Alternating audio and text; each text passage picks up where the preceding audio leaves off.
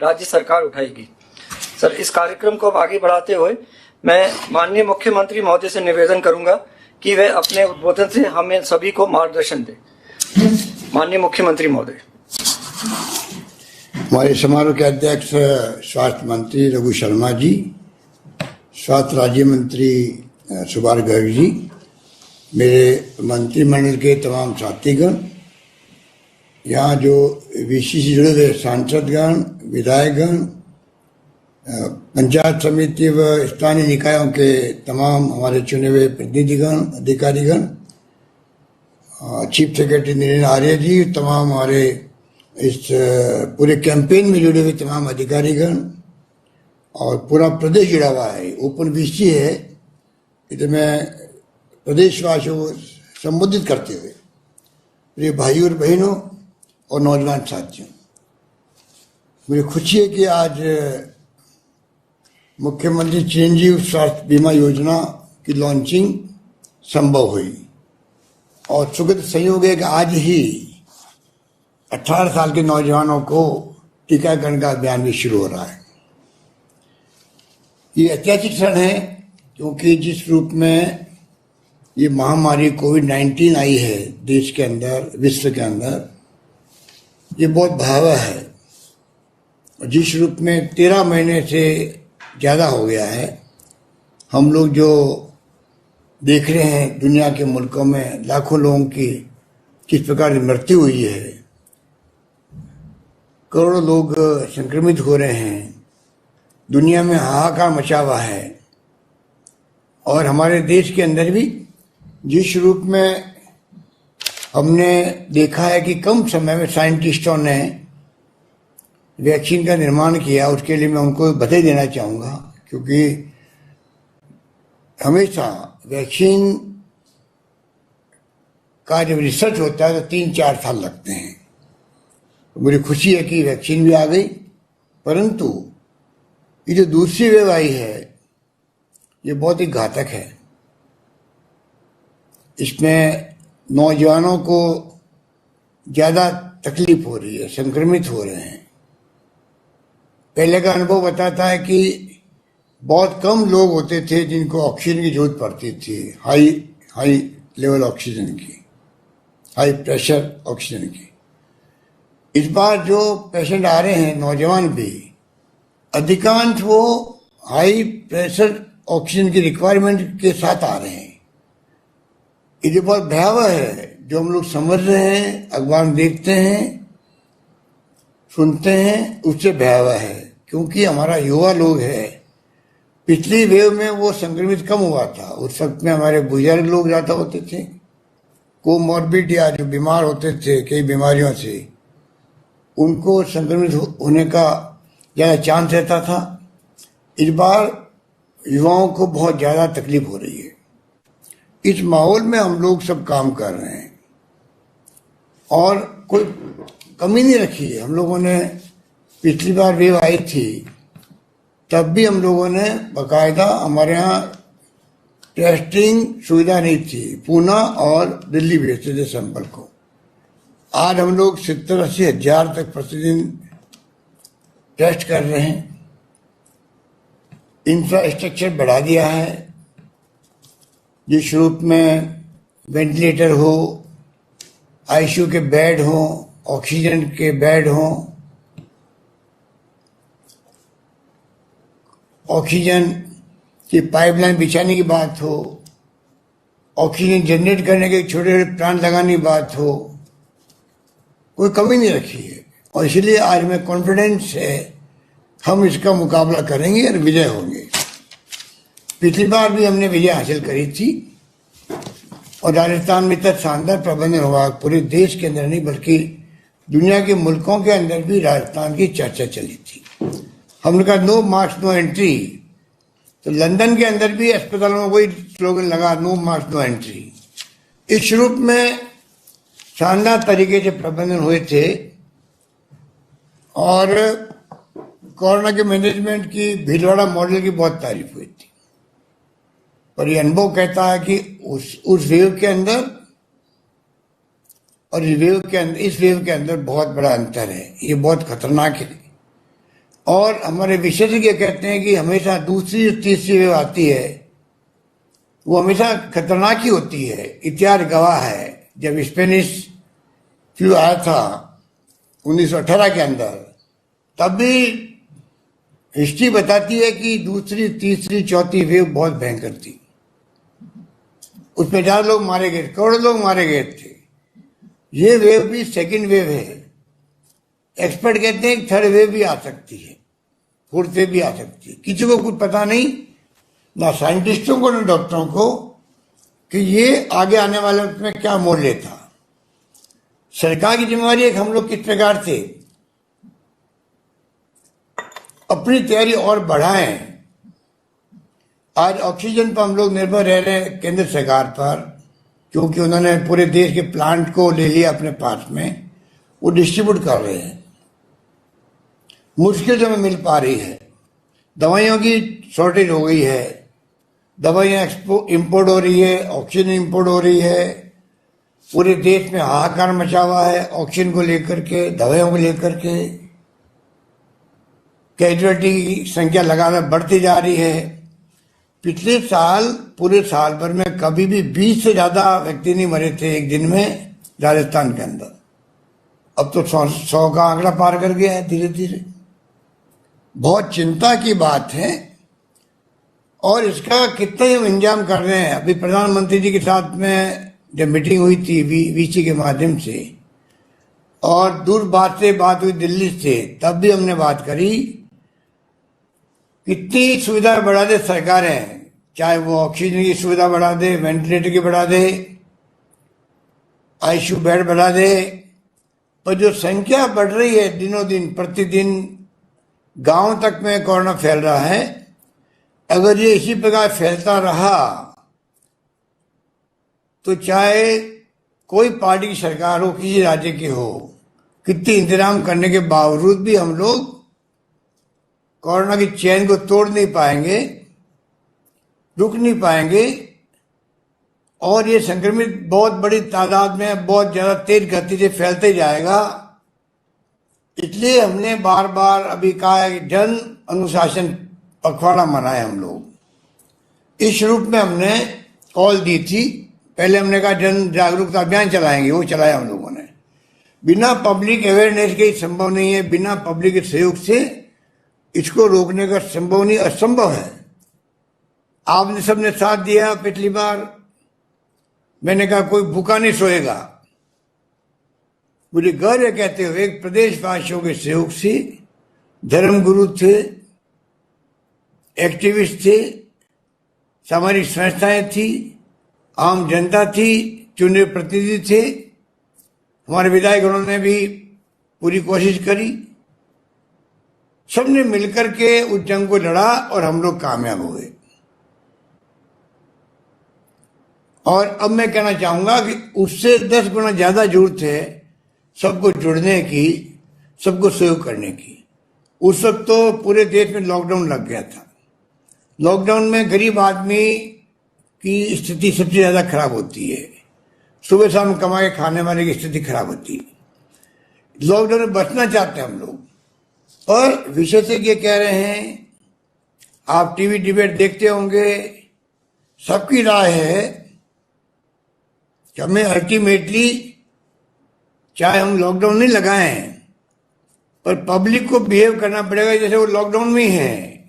बिना काम से बाहर नहीं निकले, घर पे रहे, कर्फ्यू का पालन करे, जो छूट दी गई उस वक्त सिर्फ निकले, फैक्ट्री चलती जाए, निर्माण कार्य चलते जाए, जिससे कि मजदूरों को तकलीफ नहीं हो। पिछली बार माइग्रेशन देखा, मजदूरों का तो दिल दहलाने वाला था। वो स्थिति नहीं बने। इस प्रकार से हम लोग सब व्यवस्था कर रहे हैं।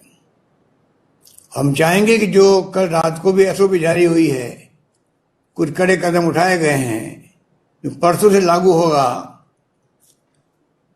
और मैं उम्मीद करता हूं कि प्रदेशवासी पूरा साथ देंगे।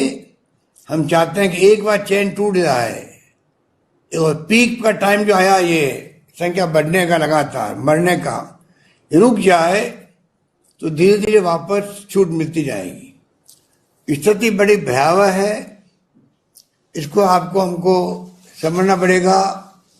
हम कोई प्रचार प्रसार में कमी नहीं रख रहे हैं। लोकल गवर्नमेंट डिपार्टमेंट को नगर पालिका, नगर परिषद, नगर निगमों के साथियों को लगा रखा है, कर्मचारी, सफाई कर्मचारी लगा रखा है, घर घर पैम्पलेट बांटें, माइक से अनाउंसमेंट करें, लोगों को समझाएं। और आप सबको मैं कहना चाहूंगा, जिसको बिना मास्क देख लें आप लोग, उसको टोकें भाई आप क्या मास्क नहीं लगा हुआ है, और उसको शर्म आनी चाहिए कि मैंने वास्तव में मास्क नहीं लगाया, क्योंकि मास्क ही बचाव है। जितना वैक्सीन इंपॉर्टेंट है उतना इंपॉर्टेंट मास्क है। ये आप समझने की कोशिश करो। पूरी दुनिया मास्क लगा रही है। इजराइल ने अभी इसको समाप्त किया, क्योंकि उन्होंने मास्क लगा करके वैक्सीन कर करके कोरोना समाप्त कर दिया। आज हम मास्क उतर रहे हैं। हम चाहेंगे हमारे मास्क उतरे, उसके लिए पहले पब्लिक के सहयोग की आवश्यकता रहेगी। इसलिए मैं आप सबसे अपील करूंगा कि जो कहा जा रहा है आपको बार बार, प्रोटोकॉल को आप लोग निभाएं, फॉलो करें। मास्क लगाना है, बार बार हाथ धोना है, सोशल डिस्टेंसिंग रखनी है, तभी अपन इस कोरोना से बच पाएंगे। अभी ये ऐसा कोरोना है जो एसिम्टोमेटिक भी है, सिम्टम नहीं आ रहे हैं। तो जो सिम्टम नहीं आ रहे, तो घर का मेंबर भी घर में घूम रहा है, बाहर दोस्तों में जा रहा है, घूम रहा फिर रहा है, और जब उसी व्यक्ति के 15-20 दिन बाद सिम्टम आते हैं, तब तक वो 300-400 लोगों को संक्रमित कर देता है, और फिर वो खुद ही सिम्टम के साथ में भर्ती होता है, पूरा परिवार के साथ में भर्ती होता है, क्योंकि परिवार भी जब तक उसको भी संक्रमित हो चुके होते हैं।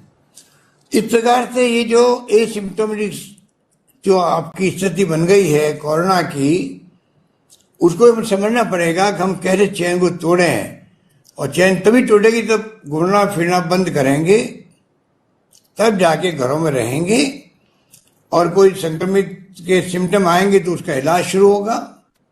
इंतजाम हमने सब तरह कर रखे हैं, लगातार बेड बढ़ाते जा रहे हैं और सारी व्यवस्थाएं कर रहे हैं।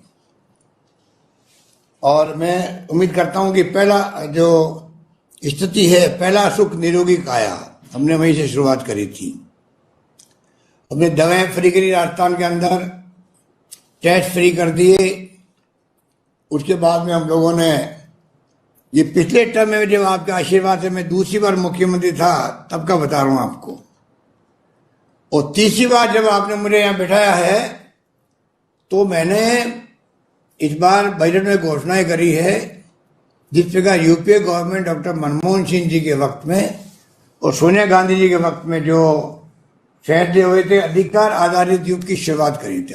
अधिकार आधारित युग मतलब कि जनता को खुद को अधिकार मिले कानून पास करके। जिस प्रकार राजीव गांधी ने पार्लियामेंट में कानून बनाया, 73-74 अमेंडमेंट रखे, जिससे कि नगर पालिकाओं में, निकायों में, पंचायतों में महिलाओं को भी, SC ST OBC को भी आरक्षण मिलने लग गया। प्रधान, प्रमुख, चेयरमैन, पार्षद, सरपंच बनने लग गए, पहले नहीं बन सकते थे वो। उसी प्रकार यूपीए गवर्नमेंट ने भी right to information, food security act, right to education और नरेगा ने तो कोरोना में जो वरदान साबित हुआ है। ये तो भारत सरकार जो हमारे एनडीए गवर्नमेंट की वही मानती है कि अगर नरेगा नहीं होता तो कितने लोग भूख से मरते। ये इसको कहते हैं कि एक पार्लियामेंट एक कानून बना के ये सब कुछ दिया गया देश को। वही भावना मेरी है कि हम दुनिया के मुल्कों में सुनते आए हैं 30-40 साल से, वहां पर सोशल सिक्योरिटी है। बुजुर्गों को, निसज्जनों को, विधवाओं को, एकल नारी को, या कोई तकलीफ में है, या नौजवान है, बेरोजगार है, उन सबको कम से कम जीवन यापन कर ले। बाकी तो उसके टैलेंट पर वो क्या करे, क्या कमाए, क्या खाए, पर कम से कम हर आदमी का पेट भर जाए और उसका जीवन चलने लग जाए, जिंदा रह सके, जो उसके मिनिमम खर्चे हैं वो उसको मिल सके। दुनिया के मुल्कों में ये सोशल सिक्योरिटी कहलाती है। ये जो हमने दवाएं फ्री करी थी आपकी, हमने जो टेस्ट फ्री किए थे, अब ये जो लेके आए चिरंजीवी योजना, ये बड़ा रूप है। पिछली सरकार ने जब वसुंधरा जी थी तब भामाशाह योजना शुरू हुई थी। उसमें करीब 98 लाख लोग परिवार थे, 3 लाख का बीमा था। भारत सरकार ने जो आयुष्मान भारत योजना शुरू करी, उसमें लगभग 59 लाख लोग थे सिर्फ, और उसमें जो सोशियो इकोनॉमिक सर्वे हुआ था एक, उसको आधार मान के दिया गया था।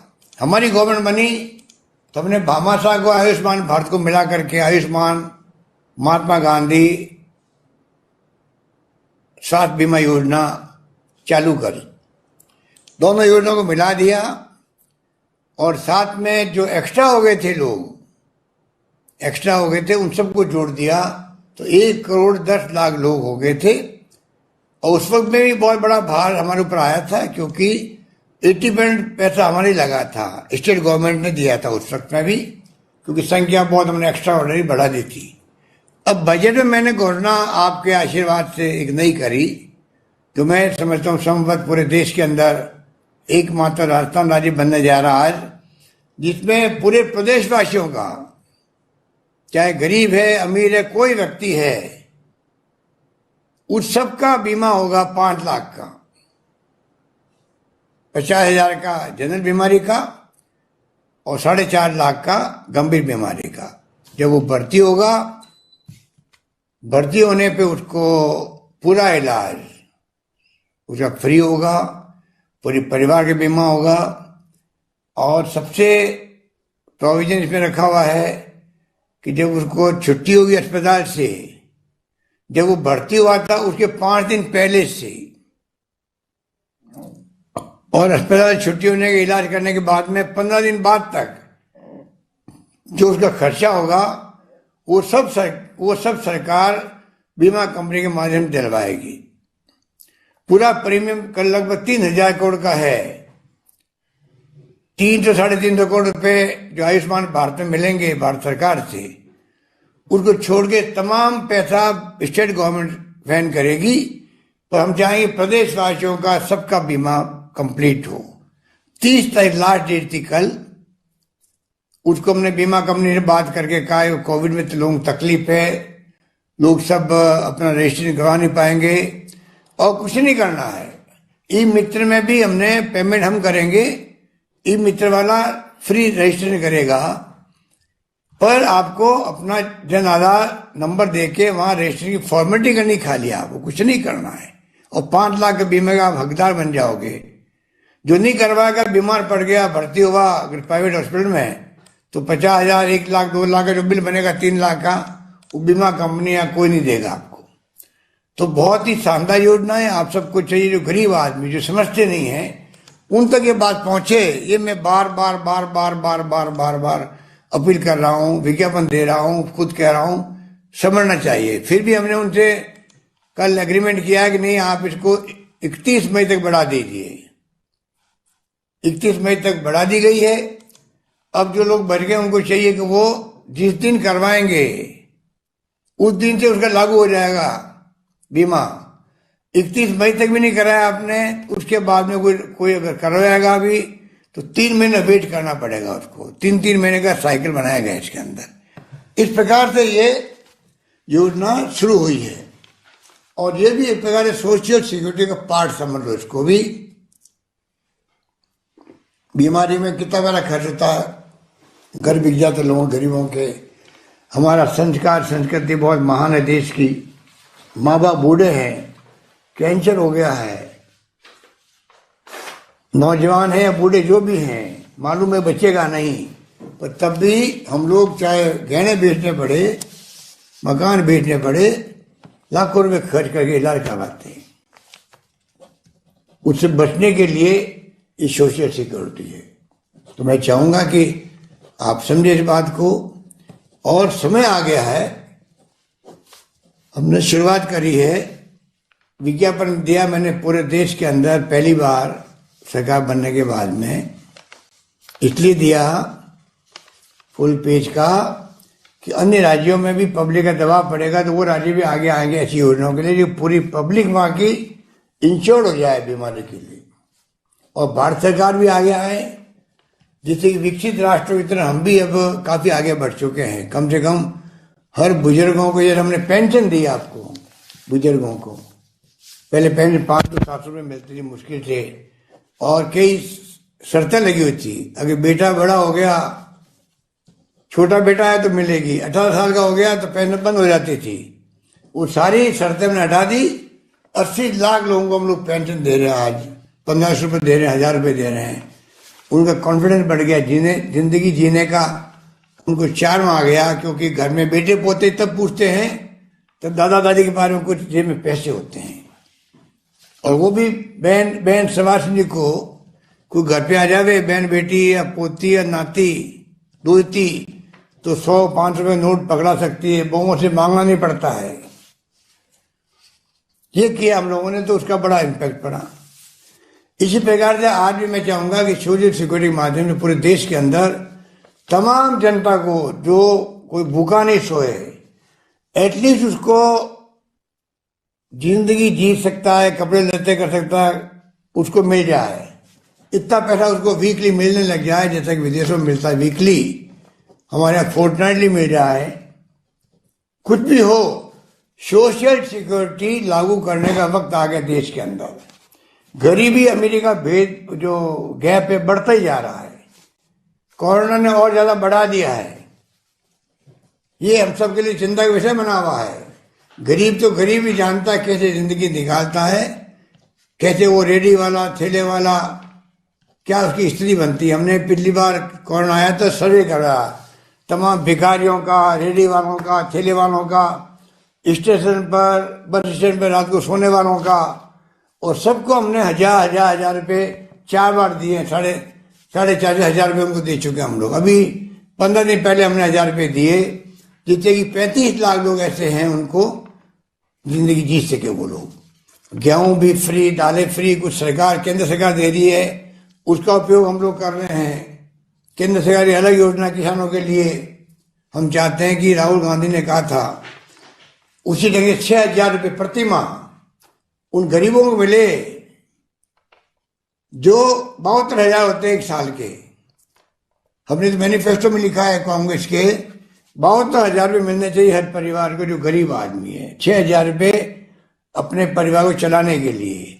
वक्त आ गया है कि करोड़ों अरबों रुपये के बजट बनते हैं देश के अंदर भी, हम कोई ऐसा मैनेजमेंट करें जिससे कि सोशल सिक्योरिटी पे जोर दिया जा सके। राजस्थान में 33 जिलों में मेडिकल कॉलेज बन रही है। बचपन में हमने भी कल्पना नहीं करी थी कि जयपुर, जोधपुर में, अजमेर में, बीकानेर में 3-4 जगह, कोटा में मेडिकल कॉलेज हुआ करती थी। आज 33 जिले में राजस्थान में मेडिकल कॉलेज खुलने जा रही है। तो आप सोच सकते हैं, नर्सिंग कॉलेज हम लोग हर जिले में खोल रहे हैं। शुरुआत करी, मैंने घोषणा की, बजट के अंदर घोषणा करी अभी मैंने, वो भी काम हो गया शुरू। इस प्रकार से हमने कोई कमी नहीं रख रहे। हम चाहते हैं कि लोगों को सभी तरह की सुविधाएं मिले, और उसके लिए हमने तमाम तरह के जो एक्शन होते हैं वो शुरू कर दिए हैं और फैसले लेने शुरू कर दिए हैं, जिससे कि सरकारी कर्मचारियों के लिए भी किया हम लोगों ने। जैसे CGHS की स्कीम होती है, सेंट्रल गवर्नमेंट हेल्थ स्कीम, केंद्र सरकार के लिए। हमने राजस्थान के अंदर भी उनको बीमा की चिरंजीवी योजना में जुड़ने की जरूरत नहीं है। उनके लिए RGS स्कीम ला रहे हैं हम लोग अलग से, तो उनको उससे फायदा मिलेगा। इस प्रकार से राजस्थान सरकार चाहती है देश के अंदर किस प्रकार से हम आगे बढ़ें और सोशल सिक्योरिटी के काम को अधिक से अधिक हाथ में लें और लोगों को उसका लाभ मिल सके। ये जो चिरंजीवी योजना है, इसमें मेरे साथियों ने, मंत्रियों ने बता दिया आपको किस प्रकार से इसका लाभ मिलेगा। पूरा 3,000 करोड़ रुपये हम लोग भर रहे हैं। सब बातें मैंने भी आपको ब्रीफ करी है। योजना की खासियतें, पूरा परिवार की कोई सीमा नहीं है। परिवार की कितने बड़ा परिवार हो वो जुड़ेगा, सबको मिलके 5 लाख का बीमा मिलेगा। सब कुछ मैंने कहा आपको। तो मैं ये कहना चाहूंगा कि ये जो हमारी स्कीम है, ये स्कीम नहीं है, ये सोशल सिक्योरिटी है। ये कोई व्यक्ति छुड़े नहीं। और जो इसमें जिनको हमने आपको मैंने कहा 35 लाख लोगों को हम लोगों ने घर बैठे 1000 रुपये दिए, वो संविदा कर्मी, लघु सीमांत किसान, और जो ऑलरेडी चाहे वो भामाशाह में हो चाहे आयुष्मान भारत में जुड़े हुए थे, नेशनल फूड सिक्योरिटी एक्ट के अंतर्गत या सोशियो इकोनॉमिक सर्वे के अंतर्गत, उन सबको वापस रजिस्ट्रेशन कराने की जरूरत नहीं है। इन सब कैटेगरी छोड़ के जो पैसे वाले हैं उनसे सिर्फ नाम मात्र का, उनका भी बीमे का जो प्रीमियम है 1700 करोड़ 1700 रुपये 1700 1700, आधा पैसा हम उसका भी सरकार दे रही है। उनको खाली 850 रुपये देने हैं। 850 रुपये नाम मात्र देख करके वो इस स्कीम में जुड़ सकते हैं। इस प्रकार से तो मैं कहना चाहूंगा आपको, आज का मुबारक दिन का मेरी भावना ये थी। मैं ये भी आपको कहना चाहूंगा कि हमने अभी बजट में घोषणा करी है पब्लिक हेल्थ कॉलेजेस की, साथ संभाल के मुख्यालय पर पब्लिक हेल्थ कॉलेज का मतलब है हेल्थ से संबंधित कॉलेज में पढ़ाई हो और कई लोग एक्सपर्ट बनते हैं, वो हमने शुरुआत की है। इस प्रकार की नई नई योजनाएं लेके आए। मैं अभी टाइम नहीं की सब बातें आपको कहूँ, तो मैं आपको इतना ही कहना चाहूँगा कि आप कृपा करके इन तमाम योजनाओं से आप जुड़ें, इसका लाभ लें। और ये बात मैं कहना चाह रहा था आपको, आज का दिन मेरे लिए एक ऐतिहासिक दिन बना है और मैं चाहता था कि पूरे जिले में हर ब्लॉक स्तर पर इसकी लॉन्चिंग हो। हमारे मंत्रिमंडल के साथी, हमारे प्रमुख प्रधान, एमएलए, सांसद, चाहे कोई पार्टी के हैं, जनप्रतिनिधि, सरपंच गांव के, सब मिलके एक साथ में इसको लॉन्च करते, पब्लिक को मालूम पड़ता और वो जाके ज्वाइन करवाते। पर दुर्भाग्य से ये कोरोना की ऐसी स्थिति बनी है कि जिसके लिए आप देख रहे हैं कि हमें क्या क्या फैसले करने पड़ रहे हैं। 3 तारीख से सख्ती के साथ में लॉकडाउन तो नहीं लगाया है, तो लॉकडाउन की तरह हम लोगों ने फैसला किया है। कर्फ्यू रहेगा दिन को 12 बजे के बाद में, सुबह 5 बजे तक। 5 से 12 बजे तक आप मूवमेंट करके अपना सामान खरीद सकते हैं। और मजदूरों को, निर्माण मजदूरों को 3-4 कैटेगरी छूट दी गई है, माइग्रेशन नहीं हो, वरना फिर आप थोड़ा इसको चेन तोड़ने के लिए सहयोग दें। मैं आप सबसे अपील करूंगा हाथ जोड़ करके कि ये काम जिंदगी बचाने का हमारे लिए है। हमारे हाथ में कुछ नहीं रहेगा, केंद्र के हाथ में कुछ नहीं है। सबने पूरी कोशिश कर ली, ऑक्सीजन कहां से लाओगे? अब ऑक्सीजन के प्लांट इंपोर्ट हो रहे हैं।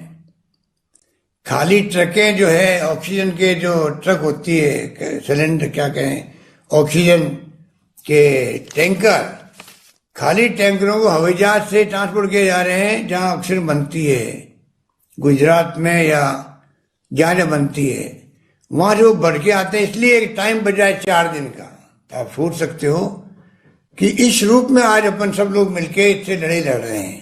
टैंक खाली जा रहे हैं, करोड़ों अरबों रुपये खर्च हो रहा है, तो क्यों नहीं हम सब मिलकर के ऐसी स्थिति पैदा करें जिससे कि कम से कम ये चेन टूटे। मैं चाहूंगा पूरे देश के तहत हर राज्य सरकार अपना अपना कोशिश कर रही है। राजस्थान में चेन टूटे, ग्राफ 90 एंगल ऊपर चला गया है, मरने वालों का भी और संक्रमित लोगों का भी। वो रुके, फ्लैट होने लगे वापस। जब तक फ्लैट नहीं होगा, जब तक हम लोग रात दिन एक करें और जिंदगी बचाएं व्यक्ति। किसके घर में जो व्यक्ति मर जाता है क्या बीतती होगी आप सोच सकते हो। वो दाह संस्कार में नहीं जा पा रहा है। हमने दाह संस्कार के लिए सरकार ने व्यवस्था कर दी। अब मैंने अनाउंस किया कि सारा खर्चा सरकार उठाएगी, नगर पालिका, नगर परिषद, नगर निगमों के माध्यम से। आपको खर्चा नहीं करना पड़ेगा। चाहे गांव में हो तो वहां पे पंचायत वाले या तहसीलदार और एसडीओ करेगा। दाह संस्कार भी सत सम्मान हो व्यक्ति का। हरिद्वार में हमने भेजा उनको अस्थि कलश लेके, वो स्कीम जारी रहेगी हमारी। हम सब कुछ करने तैयार हैं, पर चैन तोड़ने के लिए हमारा हाथ में कुछ नहीं है। कोरोना जो फैल रहा है, इतनी बड़ी संख्या में लोग आ रहे हैं, जगह नहीं है। RUHS का जो अस्पताल बड़ा है, बाहर भीड़ खड़ी रहती है 200-300 लोगों की। कब नंबर आए, कब वहां से अंदर से कोई बाहर निकले ठीक हो गए और मैं अंदर जाऊं, ऐसी स्थिति बन गई है। ऑक्सीजन नहीं है, बेड बढ़ा सकते हैं, 5,000 बेड मैंने बढ़ा दिए हैं राधा स्वामी जी के वहां पे कैंपस में, परंतु उनके सहयोग से, परंतु ऑक्सीजन कहां से लाए? दुनिया भर के मुल्कों में हम लोग टेंडर जारी कर रहे हैं, ग्लोबल टेंडर। ऑक्सीजन कंसंट्रेटर होते हैं, मशीन, छोटी मशीन होती है, वो हम ढूंढ रहे हैं। तो आप शॉर्ट में समझ लीजिए कि हमारी तरफ से कोई कमी रख नहीं रहे हैं, पर जनता के सहयोग के बगैर हम लोग कुछ भी नहीं कर पाएंगे। ये मैं आपको बार बार कह रहा हूं। ये वैक्सीन जो मिली है 18 साल वाली, ये सिर्फ 3-3.5 लाख की अभी आई ये वैक्सीन आई है। हम चाहेंगे कि जब भारत सरकार ने मेरी बात को नहीं माना, क्योंकि आज तक हिस्ट्री के अंदर, हिस्ट्री में 100 साल की हिस्ट्री में जितनी वैक्सीन है वो तमाम वैक्सीन फ्री मिली है जनता को, सुविधा होती लगाने के अंदर। तो दुर्भाग्य से अभी भारत सरकार ने एग्री नहीं किया है। आज सुबह मैंने ट्वीट किया प्रधानमंत्री जी को टैग करके, अभी भी समय है कि आप 60+, 45+ की तरह इसको भी आप फ्री कर दीजिए। किसी से पैसा मांगे वो भी अच्छा नहीं, प्राइवेट सेक्टर वाले। हम चाहते हैं वैक्सीन फ्री होती है। आज तक 8-10 तरह के मैंने वैक्सीन का नाम लिखा उसके अंदर, मेरे ट्वीट के अंदर, कि मैंने कहा कि आप जरा आज तक वैक्सीन फ्री हुई है, इसको वैक्सीन फ्री करो। ये तो उनसे बड़ी महामारी हमारे लिए हो गई। वो तुमने सुना ही है स्पेनिश फ्लू के बारे में, जहाँ करोड़ों लोग मारे गए थे। हमारे लिए तो महामारी जो वर्तमान वाली है कोरोना, बड़ी खतरनाक है। तो वो अलग बात है, पर जैसे जैसे मिलेगी, हमने कह दिया, हम खुद सरकार नहीं कर रही, भारत सरकार, तो 3,000 करोड़ रुपए हम खर्च करेंगे। हमने ये भी कहा, अगर आप पहले हमें कह देते हम अपने बजट में रख देते। पहले आपने कहा नहीं, आपने 35,000 करोड़ रुपए रखा अपने बजट में, तो हमने देखा फ्री देंगे। अब आपने कहा तो हमें अपना बजट डिस्टर्ब करना पड़ रहा है। तो हम लोग इसका रास्ता निकालेंगे। मैं विधायक महोदय को भी कहना चाहूंगा, जितने हमने अभी 3-3 करोड़ रुपए बढ़ाए थे उनके विधायक फंड के, वो 3 करोड़ रुपए प्रति विधायक जो अभी बढ़ाए इस साल, उसको मैं चाहूंगा वो अभी इस बार इसको 18 साल के प्लस नौजवानों को वैक्सीनेशन के लिए डोनेट कर दे सरकार को ही। तो हम लोग इस प्रकार से और बढ़ाएंगे। जो एक फंड होता है डिस्ट्रिक्ट मिनरल फंड होता है माइनिंग का, उसमें से पैसा कुछ लेंगे हम लोग। 3,000 करोड़ का जुगाड़ करके हम चाहेंगे कि पूरी तरह वैक्सीनेशन 18+ नौजवानों का भी, जिनकी ज्यादा मृत्यु हो रही है, जितनी ज्यादा संख्या में आ रहे हैं, उन सब का जीवन बचे। उनके लिए हम क्या सेवा कर सकते हैं उसमें लगेंगे, तो पैसे की कमी नहीं आएगी। कम पड़ेगा तो हम और अपने बजट में देंगे, कुछ भी करेंगे, कुछ काम और कम करेंगे, पर सबको वैक्सीन लगाएंगे। आप लोग जैसे जैसे आपको इतना मिले आप आते जाए, तो भीड़ इकट्ठी करने की जरूरत नहीं है। वैक्सीन जितनी आएगी उतनी लगा पाएंगे। इसीलिए आज राजस्थान में जयपुर, जोधपुर और अजमेर जहाँ ज्यादा मौतें हो रही है, उसको पहले लिया है। कल परसों में 10-12 जिले और जुड़ जाएंगे। इस प्रकार से राजस्थान पर मतलब जोड़ करके हम चाहेंगे सबका वैक्सीनेशन में हम आगे हैं। आपको जान के खुशी होगी, पहले फेज जो 60+, 45+ के अंदर भी देश में नंबर 1 राजस्थान है। जो भी आपको स्वास्थ्य मंत्री ने बताया, तो राजस्थान ने 5,81,000 पर डे वैक्सीन किसी ने नहीं करी, हमने करी है। फिर भी वैक्सीन की कमी पहले भी रही है, जब भारत सरकार आती तब भी रही है। अब तो हम लोग निर्भर हैं कि कंपनी की मर्जी पर है कितनी वैक्सीन वो हमें देता है। खरीदते हम खरीदेंगे, तो हम चाहेंगे कि कोशिश करके ज्यादा से ज्यादा खरीदें और लगाएं लोगों को। अंत में मैं कहना चाहूंगा, वैक्सीन सुरक्षित है नंबर 1। मेरी वैक्सीन 2 लगी हुई है और उसी कारण मैं सुरक्षित हूं। अनुभव कह रहा है कि जो वैक्सीन लगी जिनके 2, अभी हमारे 45 डॉक्टर और रेजिडेंट डॉक्टर वैक्सीन लग चुकी थी, वो सब वापस कोरोना के पॉजिटिव आ गए थे। परंतु 45 आराम से घर पे रह करके बिना कोई तकलीफ के, माइल्ड होता है अटैक कोरोना का, जिंदगी बच जाती है, मृत्यु दर 0 हो जाती है। तो कम से कम वैक्सीन लगाना इसलिए जरूरी है, कम से कम मृत्यु दर 0 रहे, मृत्यु की तरफ कोई नहीं जाए। ये वैक्सीन का फायदा बहुत बड़ा है। ये बात कहता हुआ मैं आपका, वैसे मैं कहूँ इतना कम है, पर मैं चाहता हूँ कि आप मेरी बातों को समझ गए होंगे। और प्लीज आप कृपा करके आम जनता के सहयोग के बगैर और टोकने का मैंने आपको इसलिए कहा है कि बेवकूफ़ी कर जाते हैं, मास्क लगाते नहीं हैं, मास्क लटका देते लगा करके शौक के अंदर। मास्क का प्रॉपर तरीका होता है नाक तक मास्क लगा रहे, नाक तक। घर के अंदर बैठे तो मास्क लगाने की अभी एडवाइस जारी हुई है केंद्र से भी। एक्सपर्ट कहते हैं कि हवा में आ गया, ये कोरोना हवा में आ गया है, घर के अंदर हो तब भी आपको ये मास्क लगाना है।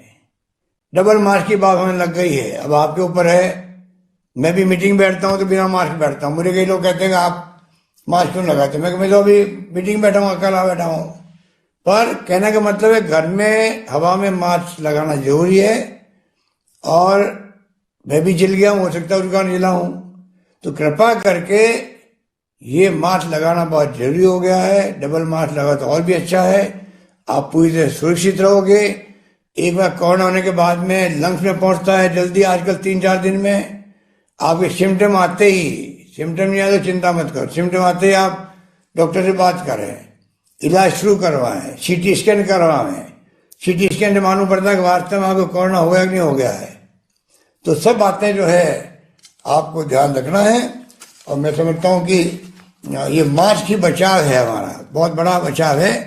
मास्क के लिए प्रूफ है कि इससे पूरी तरह संक्रमित होने से बच सकता आदमी। तो ये मैं आपको कह के आपको बहुत शुक्रिया अदा करता हूँ, आपने पूरा भाग लिया। इतनी बड़ी संख्या में आपने, लाखों लोग सुन रहे हैं अभी, सुना उसको, मेरी बातों को। मैं उम्मीद करता हूँ कि आप उस पर पूरा अमल करेंगे। और जैसे मैंने कहा आपको कि ये जो तैयारी हमने सब कर रखी है, आप निश्चित है सरकार की तरफ से कोई कमी नहीं आएगी। और संख्या बढ़ेगी तो आप सोच सकते हो कि सरकार चाहते हुए कुछ नहीं कर पाएगी। इलाज तो हम करेंगे, संख्या रोकने का काम पब्लिक का है, पब्लिक का है। क्योंकि 7 करोड़ जनता है, 7 करोड़ लोगों तक ना कोई मंत्री पहुंच सकते ना हम पहुंच सकते। वो खुद तय करेंगे कि हमें रास्ता को बचाना है, खुद को बचाना है, परिवार को बचाना है और लोगों को बचाना, प्रदेशवासियों को। तो मैं कहना चाहूंगा आपको 2 टूक कि आपके पास इलाज है, किसी के पास इलाज नहीं है। वो इलाज आपके पास में है और सरकारी इलाज में कोई कमी नहीं आने देंगे। चाहे पूरा बजट में झोंक दो इसके अंदर तो मुझे मंजूर होगा, परंतु सरकार के कामों से या व्यवस्था से कोई आदमी मरे, ये मुझे सहन नहीं होगा। ये मैं कहते अपनी बात समाप्त करता हूँ। धन्यवाद, जय हिंद, धन्यवाद। धन्यवाद माननीय मुख्यमंत्री महोदय आपके मार्गदर्शन के लिए। अब मैं आमंत्रित करता हूं मुख्य कार्यकारी अधिकारी